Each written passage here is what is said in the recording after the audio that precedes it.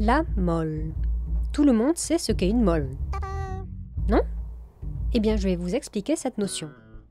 La mole est une unité de base du système international de mesure. Elle est apparue en 1971. Elle est principalement utilisée en physique et en chimie. La mole est la quantité de matière d'un système qui comprend autant d'entités élémentaires, molécules, atomes, ions, électrons, qu'il y a d'atomes dans 12 grammes de carbone.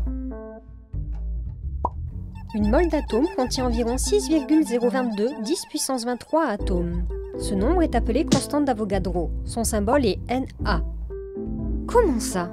Vous n'avez pas compris grand-chose? Alors formulons cette idée de manière plus compréhensible.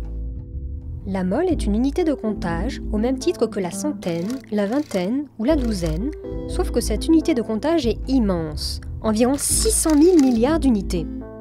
De la même manière qu'il y a autant d'éléments dans une douzaine de pommes que dans une douzaine d'œufs, il y a le même nombre d'atomes dans une mole de carbone que dans une mole de plomb, soit 602 214 milliards d'atomes.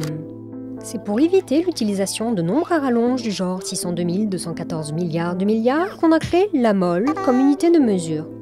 Par ailleurs, il est essentiel d'indiquer la nature des entités élémentaires, une mole d'atomes, de molécules, d'ions, d'électrons, d'autres particules. Comme toutes les unités, les multiples de la mole sont décrits avec les préfixes du système international d'unités.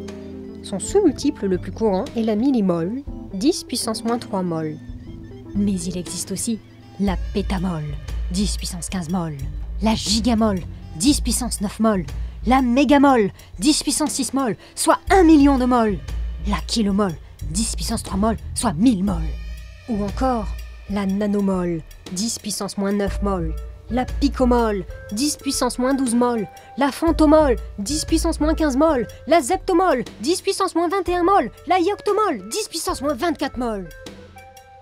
Enfin, pour donner un ordre de grandeur, une mole de seconde représenterait un peu plus de 4 millions de fois l'estimation de l'âge de la Terre, soit environ 10 puissance 15 ans. Une mole de grain de sable très fin est contenue dans un volume de 10 km3, soit celui d'un cube de 2,15 km de côté.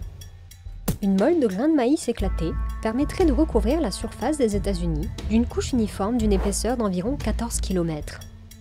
Voilà, aujourd'hui, vous en savez un peu plus sur la mole.